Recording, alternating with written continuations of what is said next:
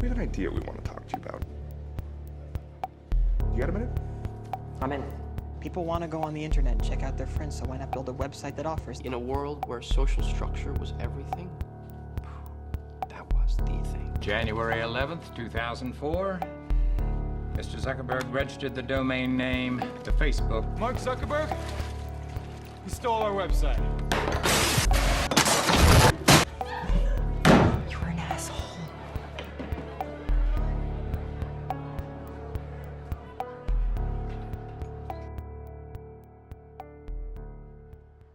Hello YouTube, this is HecknoJam.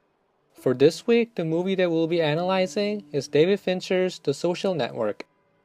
They used the same logo design as Facebook for the opening title. It was a cute gesture, but we also thought it was a little too predictable and conceited. It looked even more disappointing because the overall design and color didn't really match the background shot either. While a traditional social gathering is going on in one place, Jesse Eisenberg is programming FaceMash, which becomes a predecessor of a new type of social gathering, Facebook. It also shows how people are shifting towards a new trend of online social gathering by showing how people who are at the party begin to sit around the computer to use FaceMash. This is a scene from the ad board hearing. Everyone is wearing suits and dress shoes. Jesse Eisenberg is wearing a hoodie and slippers. Along with a sense of fashion, it visually shows his indifference towards practical manners and rules. The composition, where Eisenberg is cloistered by the comedians in a room, is visually showing how the system is trying to trap him in. Do you see the scribbles on the note? Along with his yawns, looking out windows, and blank stares, he shows how little he cares about what other people have to say, not particularly in the hearing, I'm sorry, It just started raining. but also in his life. do I have your full attention? No. Jesse Eisenberg takes Andrew Garfield out of the Caribbean party to the outside, where it's 20 degrees cold, It's 20 degrees outside. and offers to make Facebook with him. Why did he have to bring him outside to talk about this? And the water under the Golden Gate is freezing cold. The cold setting implies a cold, brutal reality in business. If you don't know the value of your business, the only thing that's waiting for you is the cold water under the bridge. At the end of the scene, Garfield goes back inside to get away from the weather. This could be foreshadowing how Garfield never realizes the real value of the business he co-created and steps down from the world of Facebook. The dialogues once again show Eisenberg's self-centered attitude, just not giving a crap about what other people have to say. Eisenberg does this small gesture with his hand, emphasizing his words. The minimum amount. However, his other arm on the table blocks us from viewing this. This is one of many small yet precise gestures Eisenberg makes throughout the movie. It's probably part of his acting that he regularly does, adding more vibrance to his characters, which sometimes go unnoticed because many of them weren't consulted or have been improvised. Timberlake's outfit is not too casual like Eisenberg, but also not too business like Garfield. This shows his character possesses both the free thinking of Eisenberg's as well as the business mind of Garfield. I'm Sean Parker. How do you do? Christy, what do you like to drink? Do you see how Andrew Garfield wraps his arm around his girlfriend's waist? It's a cautious act to protect his girlfriend from the attractive Justin Timberlake, showing how alert Garfield is towards him. From that point on, it was a Sean-a-thon. Every time I come back to the dinner scene from the present, the menu on the table changes, showing the progress in time. Jesse Eisenberg and Andrew Garfield's girlfriend, who have been amused by Justin Timberlake's charm, are shown in the same shot, while Garfield, who still doesn't trust him, is in a shot by himself, visually showing the different ideas they have for Justin Timberlake. Justin Timberlake and Jesse Eisenberg are drinking tea, while Andrew Garfield and his girlfriend are drinking coffee.